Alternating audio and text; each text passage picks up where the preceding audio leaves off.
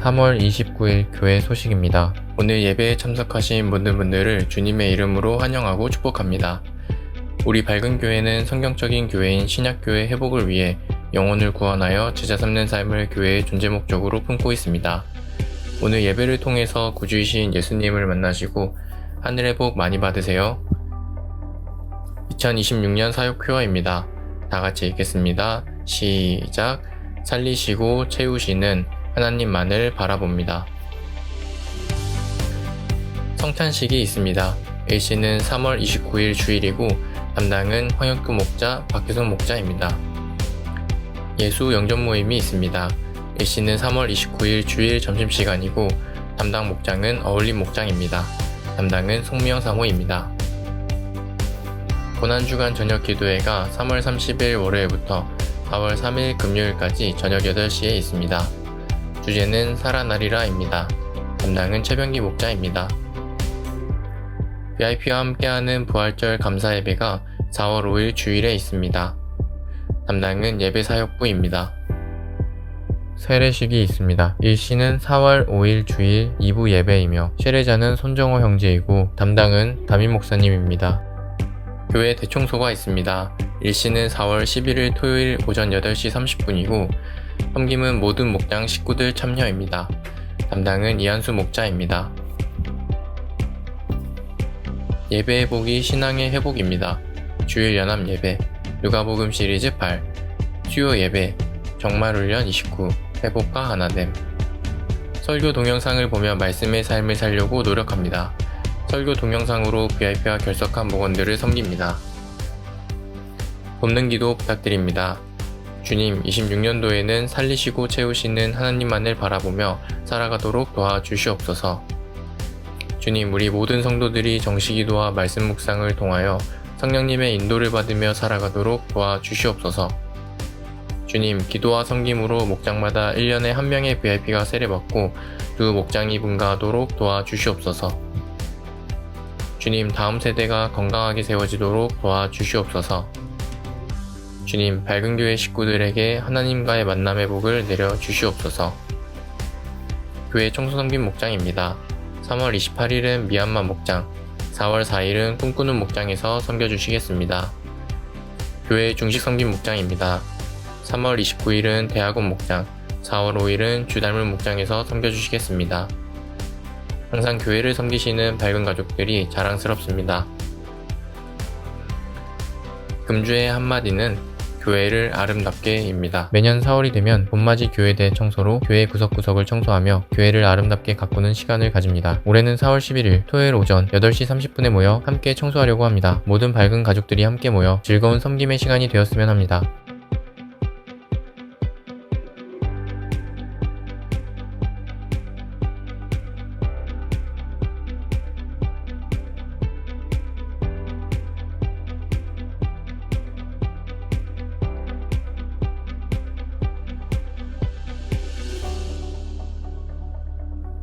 이번 한 주간도 주님 안에서 승리하세요. 감사합니다.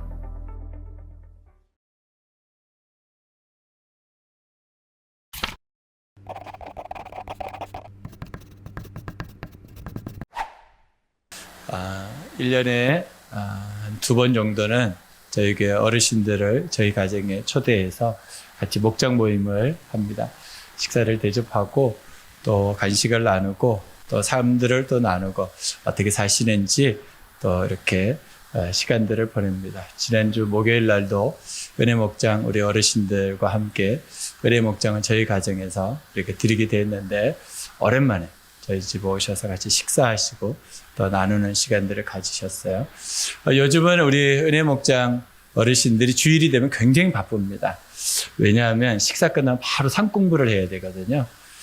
생명의 삶을 저하고 처음 하시게 되는데 제가 기도하다가 우리 어르신들 정말 천국 가시기 전에 제가 마지막 섬길 수 있는 길이겠다 싶어서 주신 마음이 있어서 생명의 삶을 시작하게 됐는데 한과하는데 20분 걸립니다.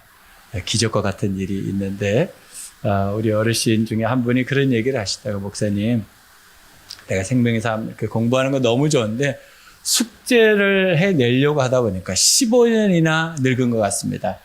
그래서 제가 그분 나이를 알거든요. 가만히 계산하니까 100살이 넘으시더라고요. 하나님께서 은혜 주시기를. 그래서 우리 어르신들한테 그런 말을 해요. 힘들면 지나갑니다. 못할 것 같으면 지나갑니다. 그냥 지나가시면 된다. 참여하시는 것만 해도 엄청나게 감사하다라고 하고, 마지막 끝나기 전에 함께 기도하는 내용이 있습니다. 같이 한번 읽어볼까요? 나는 하나님의 딸입니다. 예수님은 나의 구주와 주인이십니다. 나는 천국 갑니다. 이 기도의 제목들을 우리 어르신들과 마지막으로 항상 합니다. 왜냐하면 우리가 육체적으로 한 주간 동안 또 못 만날 수도 있잖아요. 또 하나님께서 미리 불러가실 수도 있고, 그래서 제가 생명의 삶을 준비하면서 우리 권사님들한테 어떻게 섬기면 좋을까 하는데, 우리가 항상 기도하는 거잖아요. 임종 전에 또 정말 내 힘으로 신앙생활을 못할 때, 정말 예수님을 믿고 싶은데 정말 그렇게 하지 못할 때 우리 이 기도를 가지고 항상 하잖아요.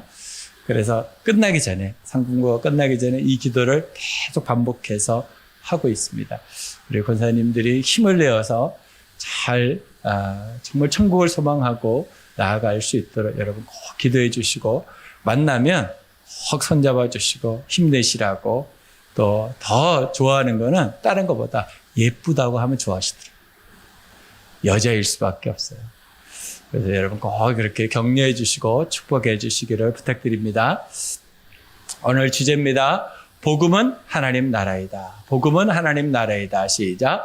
복음은 하나님 나라이다. 성경에 복음이란 이런 얘기 굉장히 많습니다. 그런데 그 모든 얘기를 하나로 줄이라면 복음은 하나님 나라입니다. 오늘 본문에도 나오지만 예수님이 그렇게 말씀하시죠. 내가 하나님 나라를 전하려고 왔다. 이렇게 말합니다. 그래서 하나님 나라가 무엇인지 오늘 우리가 그것을 함께 나눠보려고 합니다. 사복음서에서는 천국, 하나님 나라에 대해서 이렇게 설명합니다. 마태복음은 밭에 숨겨진 보물, 겨자씨, 누룩, 이렇게 천국, 하나님 나라를 설명하고 있습니다. 보물이라는 것은 밭에 농사를 짓다가 보물함을 발견한 거죠. 그런데 자기 땅이 아니야. 그러가 자기 전 재산을 다 팔아가지고 그 밭을 살려고 하는 거예요. 왜요? 자기 전 재산보다 이 보물이 더 귀하다는 거예요. 겨자씨예요. 여러분, 겨자씨는 우리의 눈에 잘 보이지도 않을 정도로 작습니다. 그러나 그 겨자씨가 자라나면, 시간이 지나면 5m 이상까지 자라난다 해요. 그러니까 비교도 안 될 정도로 확대 재생산된다. 누룩은 조금만 넣어도 그 빵이 부풀어 오르는데 엄청난 크기가 되는 것이죠. 마태는 하나님 나라를 그렇게 표현하고 있습니다. 마가복음에서는 때가 참에 하나님 나라가 왔다. 이렇게 말합니다. 구약 성경에 예언되었던 그 그리스도, 메시아가 드디어 왔다. 라고 마가복음에서는 소개하고 있습니다. 누가복음에서는 천국은 우리 마음 가운데 있다. 천국은 여기 있다. 저기 있다. 아니다. 천국은 내 안에 있다. 왜? 내가 예수님을 구주 주인으로 믿기 때문에, 성령이 내 안에 계시기 때문에 천국은 내 안에 있다. 이렇게 말합니다. 요한복음에서는 거듭나야 천국을 소유할 수 있다. 니고데모와 예수님이 얘기하셨죠. 물과 성령으로 나지 아니하면 천국은 가질 수 없다. 이렇게 말합니다. 그러니까 예수님을 나의 구주 주인으로 믿을 때 우리는 천국을 소유할 수 있고 갈 수 있다. 영생을 얻을 수 있다. 이렇게 말하죠. 바울은 더불어 이렇게 말합니다. 로마서 14장 17절입니다. 하나님 나라는 먹는 일과 마시는 일이 아니라 성령 안에서 누리는 의와 평화와 기쁨입니다. 로마 교회 안에 사람들이 열등감이 있었던 것 같아요. 세상 사람들하고 교회 사람들하고의 관계 가운데, 아니 교회 안에 있는 사람들 가운데도 이런 비교의식이 있었던 것 같습니다. 어떤 사람은 잘 먹고 잘 살고 풍성한 삶을 누리는데 어떤 사람은 빈궁하고 부족하고 연약하게 사는 사람들이 있었던 것 같아요. 그랬더니 그것으로 인해서 교회에 혼란이 일어났어요. 그랬더니 바울이 그것에 대해서 이렇게 편지합니다. 여러분, 하나님 나라는 그것으로 결정되지 않습니다. 하나님 나라가 우리에게 오면 의와 평화와 기쁨이 넘쳐나게 됩니다. 저는 여러분들이 이런 하나님의 나라가 여러분들이 있기를 빕니다. 그러면서 편지를 보냅니다. 여러분, 우리가 이 땅에 살면서 여전히 빈궁한 삶을 살 수밖에 없습니다. 부족하고 연약한 삶이 있을 수밖에 없습니다. 근데 그럴 때, 내가 예수 믿는데 왜 이렇게 살 수밖에 없지? 예수 믿는데 왜 이러지? 그때 이 말씀을 기억하십시오. 하나님 나라는 먹는 일에 있지 않습니다. 세상 사람들이 가지는 소유에 있지 않습니다. 하나님 나라는 우리의 마음 가운데 의와 평화와 기쁨으로 주어진다는 것. 세상 사람들이 도저히 가질 수도 없고 알 수도 없는 이 놀라운 복을 여러분 꼭 누리시기를 주님의 이름으로 축복합니다. 더불어 고린도 교회에게 이렇게 편지합니다. 하나님의 나라는 말에 있지 아니하고 능력에 있습니다. 사람들이 능력이 있었어요. 고린도 교인들은 능력이 많은 사람들이었습니다. 그러나 바울이 말합니다. 여러분들이 가지고 있는 그 능력 말고 예수 그리스도로 말미암아서 가지는 그 능력, 십자가의 능력, 그 부활의 능력, 그 능력이 하나님의 나라를 경험하게 한다. 사람들은 방언을 하고 능력을 행하고 치유와 회복이 일어나면 그게 능력인 줄 압니다. 아니요. 우리에게 있는 능력은 오직 예수의 이름의 능력, 십자가와 부활의 능력, 그 능력이 우리를 살게 하고 우리를 온전하게 하고 하나님 나라를 경험하게 한다는 거예요. 여러분 이 능력을 꼭 경험하시기를 주님의 이름으로 축복합니다. 사도 요한은 이렇게 말합니다. 하나님의 나라는 영원한 생명, 영생이라고 말합니다. 그래서 요한복음과 요한 1, 2, 3서와 요한계시록에는 영원한 생명, 영생에 대해서 그렇게 강조하고 있습니다. 예수 그리스도의 이름을 믿는 자에게 이 생명이 있다. 예수 그리스도를 내 마음에 영접하는 자에게 이 생명이 있다. 우리가 영원한 생명이 하나님 나라의 특징입니다. 특징. 하나님 나라. 그러면 영원한 생명이에요. 근데 그 생명이 어떤 생명인가? 요한사도는 요한계시록을 통해서 이렇게 이야기하고 있습니다. 요한계시록 21장 3절로 4절입니다. 그때 나는 보좌에서 큰 음성이 울려 나오는 것을 들었습니다. 하나님이 그들과 함께 계실 것이요 그들은 하나님의 백성이 될 것이다. 하나님이 친히 그들과 함께 계시고 그들의 눈에서 모든 눈물을 닦아 주실 것이니 다시는 죽음이 없고 슬픔도 울부짖음도 고통도 없을 것이다. 이전 것들이 다 사라져 버렸기 때문이다. 아멘. 하나님의 나라는 이렇다는 것.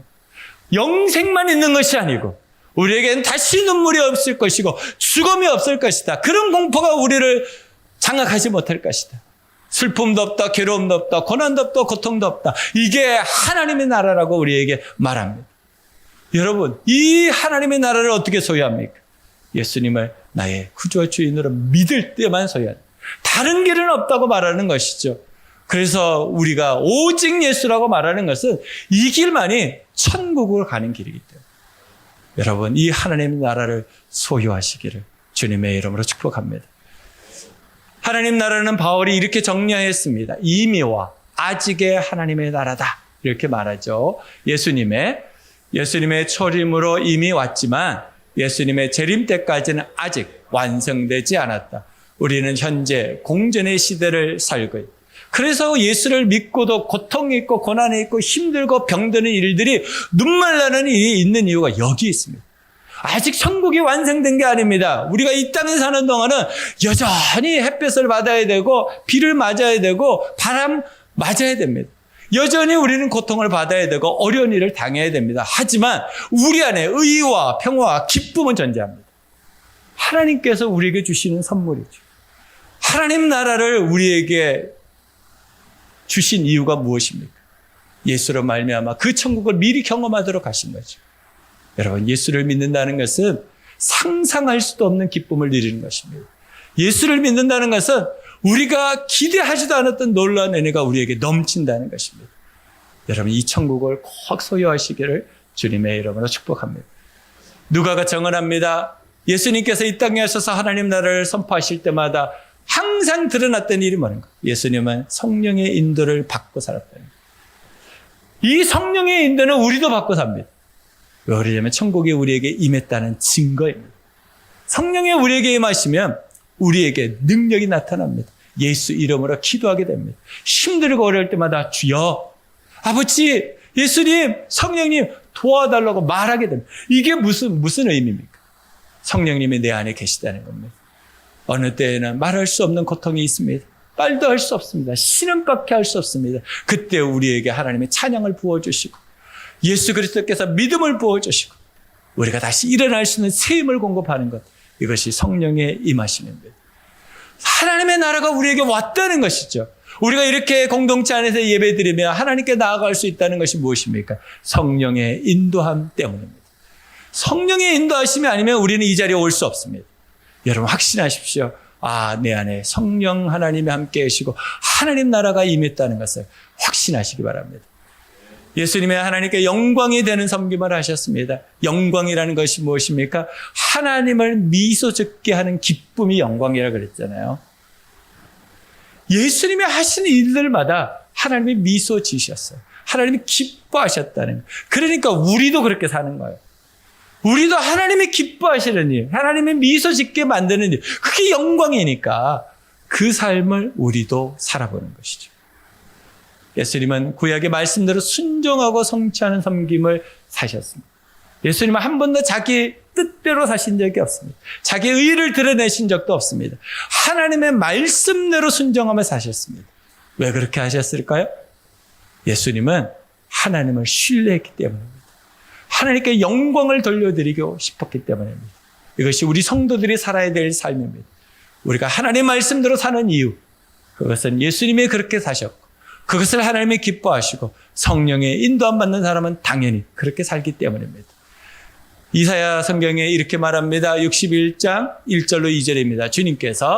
주님께서 나에게 기름을 부으시니 주 하나님의 영이 나에게 임하시고 주님께서 나를 보내셔서 가난한 사람에게 기쁜 소식을 전하고 상한 마음을 싸매어주고 포로에게 자유를 선포하고 갇힌 사람에게 석방을 선포하고 주님의 은혜의 해와 우리 하나님의 보복의 날을 선언하고 모든 슬퍼하는 사람들에게 위로하게 하셨다.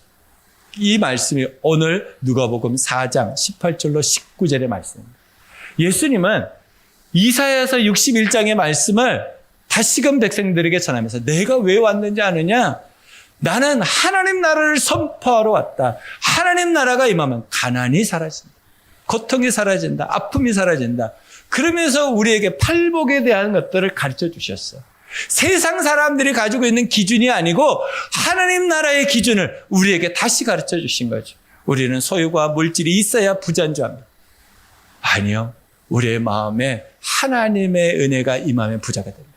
아무리 많이 가져도 그 마음에 하나님의 복이 없으면 부자가 아닙니다. 여러분, 하나님은 예수 그리스도를 보내시면서 우리에게 복음으로 주셨어요. 좋은 소식, 복된 소식, 기쁜 소식으로 주셨습니다.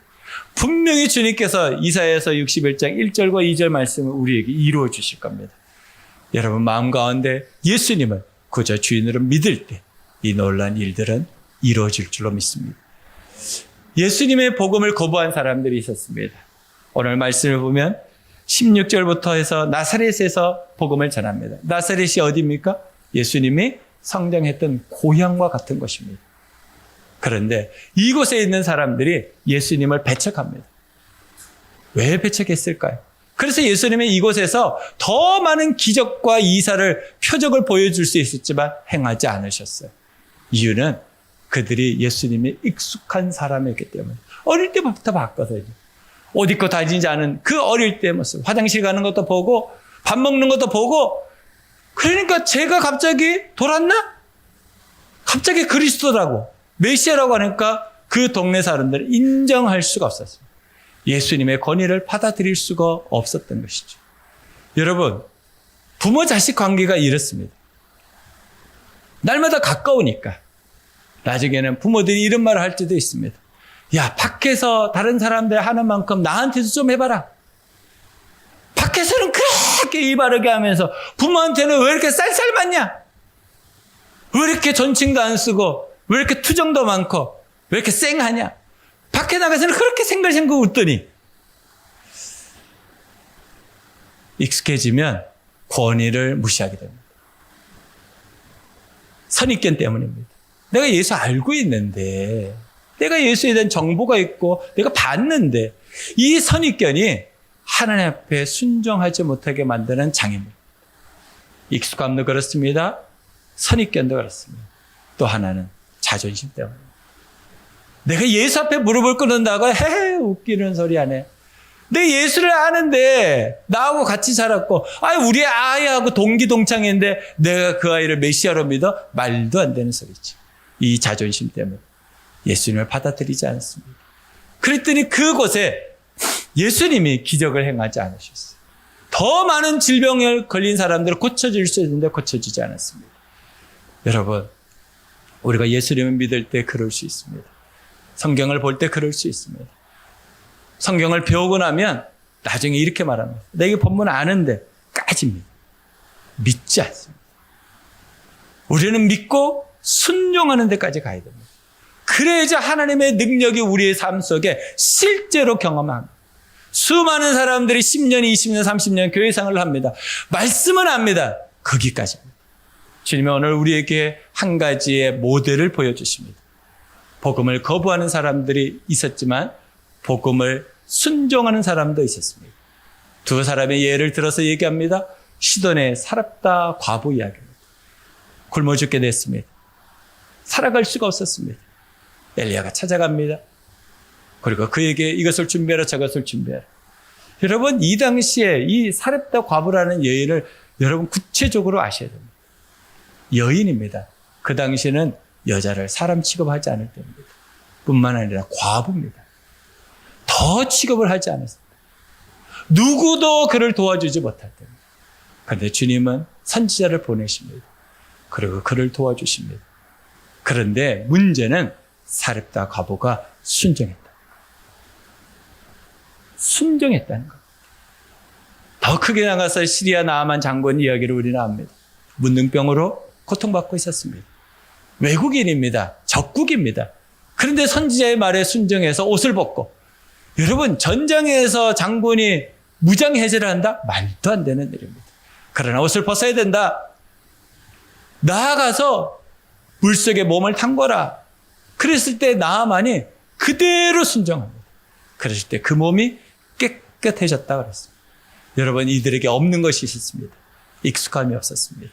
선입견이 없었습니다. 자존심이 없었습니다.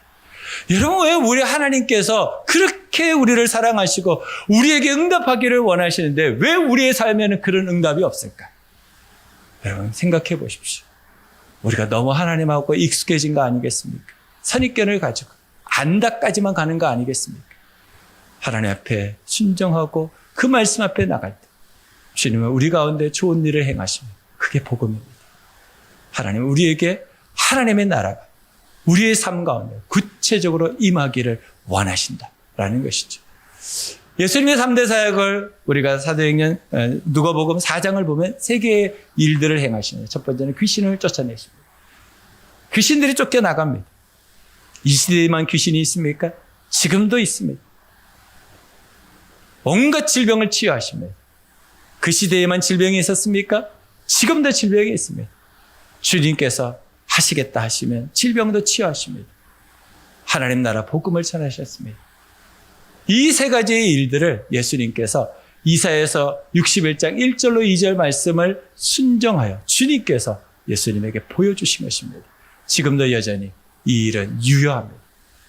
우리가 가지고 있는 익숙함과 선입견과 자존심만 내려놓을 수 있다면, 정말 예수님을 나의 구주와 주인으로 진짜 믿을 수 있다면 오늘도 주님은 우리 삶 속에 역사하시고 하나님의 놀라운 은혜를 부어주실 줄로 믿습니다. 하나님의 나라의 뜻이 무엇입니까? 우리는 장소적인 의미가 있습니다. 분명히 예수님이 말씀하셨어요. 내가 장소를 준비하러 간다라고 하셨죠. 그러니까 장소적으로 있을 겁니다. 우리가 죽으면 천국이라는 장소로 갈 겁니다.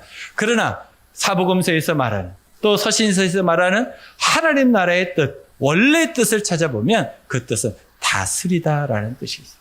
주님이 우리를 다스리는 곳이 하나님 나라입니다. 하나님의 다스림이 없는 것은 하나님 나라가 아닙니다. 여러분 마음 가운데 하나님이 계시면 여러분 마음의 하나님 나라입니다. 여러분 가정을 하나님이 다스려 주시면 여러분 가정의 하나님 나라입니다. 여러분 일터에 하나님이 함께 하시면 여러분 일터가 하나님의 나라입니다. 여러분 목장에 주님이 함께 하시면 목장의 하나님 나라입니다. 여러분 우리 교회 가운데 주님의 역사하시면 이것이 하나님의 나라인 것이죠. 하나님은 다스리십니다. 그 다스리심이 나타나는 것이 하나님 나라 천국이라고 성경은 얘기합니다. 뿐만 아니라 하나님이 임재하는 것이 하나님 나라입니다. 주님이 우리와 함께하는 것이 하나님의 나라라고 말합니다. 세 번째는 통치하는 것이고 하나님께서 왕으로 계신 거예요. 주님이 주인으로 계신 거예요. 그것이 하나님의 나라입니다. 그러니 여러분, 여러분의 가정을 하나님께 내어놓으십시오. 주님이 우리 가정의 주인이십니다. 그러면 여러분 가정을 오픈하셔야 됩니다. 예수님과의 만남은 변화를 가져다 주는데 개인이 예수님 만났을 때도 변합니다. 가정 가운데 예수님이 찾아가셨고 지역 가운데 찾아가셨죠. 그래서 예수님께서 가는 곳마다 지역의 이름을 성경 저자들은 얘기하고 있는 거예요. 왜? 그 지역을 붙잡고 있는 어둠의 세력이 있고 그 가정을 붙잡고 있는 어둠의 세력이 있고 그 개인을 붙잡고 있는 어둠의 세력이 있으니까 예수님이 그곳에 가셔서 그곳에 하나님 나라를 선포하시고 자유와 해방을 주셨다는 것이죠. 우리에게도 그것이 필요합니다. 주님 나에게 오십시오. 내 마음 가운데 오셔서 내 마음에 하나님 나라가 되도록 우리 가정 가운데 오셔서 우리 가정에 하나님 나라가 되도록 이 지역 가운데 오셔서 이 지역에 하나님 나라가 되도록 우리는 기억합니다. 이단이 세워진 이 덕소 지역이 얼마나 어두웠는지 이곳에 교회들이 계속 세워지기 시작했습니다. 가는 곳마다 찬양과 하나님께 영광 드리는 예배가 이어지기 시작했습니다. 그러면서 덕소가 밝아졌습니다. 이것은 우리가 기억하고 있는 일입니다. 여러분, 주님은 오늘도 여러분을 만나기를 원하시고 여러분 가정 가운데 찾아가기를 원하십니다. 그래서 주님은 가정에 신방하셨습니다. 여러분 복음서를 보시면 예수님이 얼마나 많은 가정을 찾아가서 신방했는지 말합니다. 왜요? 그 가정이 어둠으로 가득했기 때문에 그 가정이 질병으로 가득했기 때문에 그 가운데 복음이 필요한 가정들이 너무 많았기 때문입니다. 가는 곳마다 가정이 변화됐습니다. 가는 곳마다 사람이 살아났습니다. 가는 곳마다 예수의 이름이 드러났습니다. 여러분 가정을 오픈하셔야 됩니다. 여러분의 가정을 오픈하십시오. 목자 목녀님을 초대하시고 여러분 가정 가운데 신방을 요청하십시오. 목자 목녀님은 초원지기에게 요청하셔야 됩니다. 우리 가정에 예배해 주십시오. 우리 가정 가운데 방문해 달라고 요청하십시오. 여러분 예수님께서 가정을 찾아가셔서 그 가정을 회복시켜 주셨습니다. 예수님은 그곳에서 복음을 선포하시고 구원을 이루어내셨습니다. 우리나라의 가장 좋은 신앙의 전통 가운데 하나가 가정신방입니다. 여러분은 그 가정 가운데 예수님을 대신해서 여러분의 가정에 복음을 전하는 일이 가정신방입니다. 이 그림이 무슨 그림인지 아시겠습니까? 밤에 동네를 찍으면 예전에는 빨간 십자가가 우리 동네 가운데 가득했던 날이 있었습니다. 지금 십자가가 점점 없어집니다. 어느 날 제가 제주도에서 김포공항으로 밤에 비행기를 타고 쫙 오는데요. 그 지역에 십자가가 왜 그렇게 많은지. 근데 저는 한 번 더, 교회가 좀 줄었으면 좋겠다. 십자가 너무 많다. 그래 본 적이 없습니다. 십자가가 더 생겼으면 좋겠다. 더 많아졌으면 좋겠다. 저는 그 기도를 했습니다. 사람들이 오해합니다. 우리나라에 교회가 너무 많아. 아니요. 더 생겨야 됩니다. 더 많아져야 됩니다. 이 십자가가 무슨 표시입니까? 이 지역은 복음화됐다는 표시입니다. 이 지역은 주님이 주인이시라는 표시입니다. 이 지역은 주님이 다스린다는 표시입니다. 저는 여러분의 가정도 그랬으면 좋겠습니다. 여러분 가정 가운데 하나님이 다스리시고 하나님이 임재하시고 하나님이 통치하는 가정이 되었으면 좋겠습니다. 수많은 가정들이 가정 안에서 어둠이 있고 가정들이 무너지고 그 안에서 학대와 폭언과 폭행을 당합니다. 아무도 모릅니다. 가정을 닫아놨기 때문입니다. 여러분 가정을 오픈하셔야 됩니다. 그리고 예수님이 여러분의 구조 주인이심을 선포하시고 여러분 가정 가운데 주님이 다스려 주시기를 소원하는 마음으로 예배하셔야 됩니다. 이 사진을 혹시 기억하십니까? 서울을 다시 수복했을 때 시청에다가 제일 먼저 했던 일이 국기 개항이었습니다. 여러분 이것이 무슨 의미입니까? 이 장소를 다시 대한민국에 차지했다는 뜻입니다. 여러분 전쟁에 나아가면 전쟁에서 이기면 이긴 부대의 국기를 거기다 꽂습니다. 승리했기 때문입니다. 그런데 요즘은 이것이 반대로 되어지는 것을 봅니다. 이게 뭡니까? 이게 뭔지 아시겠습니까? 예전에는요, 문 위에, 문을 열면 안쪽 위에, 아니면 대문 위에다가 명태를, 북어를 명주실로 감아서 걸어놨습니다. 왜 걸어놨을까요? 액땜한다. 귀신아 물러가라. 무당들이 하는 짓이었거든요. 근데 이게 어디로 내려왔는지 아십니까? 차에다가 붙이는 거예요. 이게 방향제입니다. 여러분 쿠팡에 가면 팝니다. 액땜 방향제. 웃을 일이 아닙니다, 이것이. 우리의 삶 가운데 얼마나 많이 침투해 와 있는지 여러분 아시죠? 이게 뭡니까? 내가 이 공간의 주인이다라는 뜻이에요. 이 공간 안에서 내가 주인이라는 뜻입니다. 여러분 이것을 쉽게 보시면 안 됩니다. 이게 뭡니까? 한 번 정도는 붙여보신 분들이 있죠? 저희 집에도 이거 덕지덕지 붙였습니다. 방마다 구석구석 베개 밑에다가. 그게 무슨 뜻입니까? 내가 네 주인이다. 내가 너를 인도할 것이고 내가 너를 통치할 거다 라고 하는 뜻입니다. 예전에는 모르고 선물도 했습니다. 여러분 쿠팡에 들어가 보십시오. 부족합니다. 이게 뭡니까? 복졸입니다. 복졸. 예전에 설이 되면 이걸 우리 선배들이 가지고 다니면서 팔았습니다. 집집마다 1,000원 주고 사서 10,000원 주고 팔았습니다. 그러면서 집집마다 이걸 걸어놨습니다. 복조리를 왜 걸어놓습니까? 복 들어오라고. 이게 다 무당이 하는 짓입니다. 근데 모르고 이것이 있습니다. 신혼집에 이것을 선물하는 사람들이 있어요. 여러분 우리가 정신을 차리지 않으면 어느새 우리 가정과 우리가 머무는 그 공간에 어둠의 세력에 다 들어와서 우리를 넘어뜨립니다. 아무것도 아닌 게 아닙니다. 이게 뭡니까? 이거는 많이 보셨죠? 무당집 앞에 가면 꼭 대나무 그리고 빨간 깃발 붙여놨습니다. 왜 이걸 해놨을까요? 내가 여기를 점령했다는 뜻이에요. 어둠의 세력이 이 땅을 점령했다는 뜻입니다. 여러분 우리에게 이런 일들이 지금 우리의 마음 가운데 우리의 삶 가운데 얼마나 많이 일어나는지 모릅니다. 같이 읽겠습니다. 가정을 하나님께 드리는 방법은 신방을 받고 예배를 회복하는 것이에요. 여러분 가정을 오픈하셔야 됩니다. 여러분 목자 목녀님한테 가정을 오픈하셔야 됩니다. 우리 가정교회는 그래도 가정을 오픈하는데 훈련이 되어 있는데 지금 이제 신세대가 됐다고 하는 이 핑계와 변명이 가정을 더 크로스하고 있습니다. 가정을 닫고 있습니다. 누구도 우리 가정에 오지 마. 여러분 그 가정 가운데 주님이 가기를 원하십니다. 녹화하고 계신 것이죠.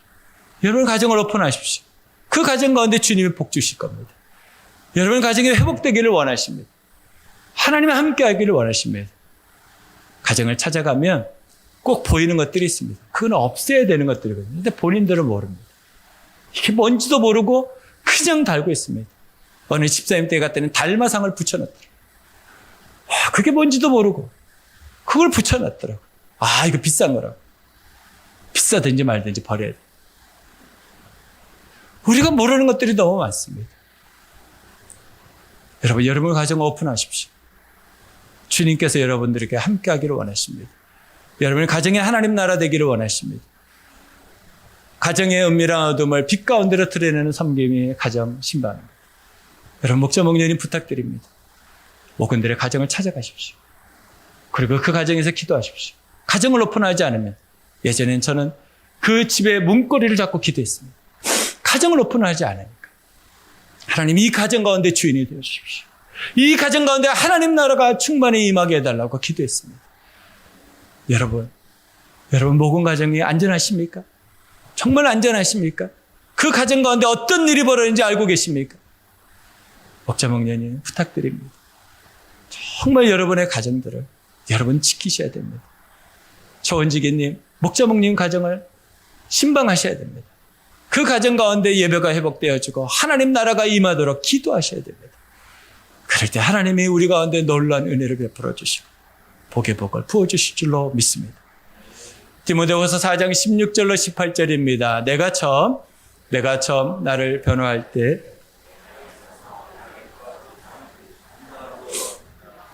모두 나를 버리고 떠났습니다. 그러나 그들에게 허물이 돌아가지 않기를 빕니다. 주님께서 내 곁에 서셔서 나에게 힘을 주셨습니다. 그것은 나를 통하여 전도의 말씀이 완전히 전파되게 하시고 모든 이방 사람이 그것을 들을 수 있게 하시려는 것입니다. 주님께서 나를 사자 입에서 건져내셨습니다. 주님께서 나를 모든 악한 일에서 건져내시고 또 구원하셔서 그분의 하늘 들어가게 해 주실 것입니다. 그분께 영광, 영원 무궁하도록 있기를 빕니다. 아멘. 바울이 제자 디모데에게 보낸 목회서신입니다. 바울이 이렇게 말합니다. 디모데야, 나와 함께하고 있는 사람들이 이제는 없다. 아무도 없다. 다 떠나갔다. 그러나 주님은 나와 함께 계신다. 나는 지금도 멈추지 않고 하나님의 복음을 전하고 내가 가는 곳마다 하늘나라를 선포하고 있다. 그것을 위해서 기도해달라. 너도 나와 같은 삶을 살기를 소원한다라고 디모데 전서 후서를 기록했습니다. 여러분, 저도 똑같이 바울의 마음을 가지고 여러분들에게 부탁드립니다. 여러분, 아무도 없을 수 있습니다. 인정 안 해줄 수 있습니다. 내가 지금까지 산 것 헛수고라고 생각할 수 있습니다. 그러나 주님이 여러분과 함께 하실 겁니다. 여러분을 도와주실 겁니다. 다 무너져도 주님은 여러분과 함께 하실 겁니다. 여러분 힘을 내시고 하나님의 나라가 내 삶 가운데 임했다는 것을 믿으십시오. 이것이 내 삶의 복음이라는 것을 믿으시기 바랍니다.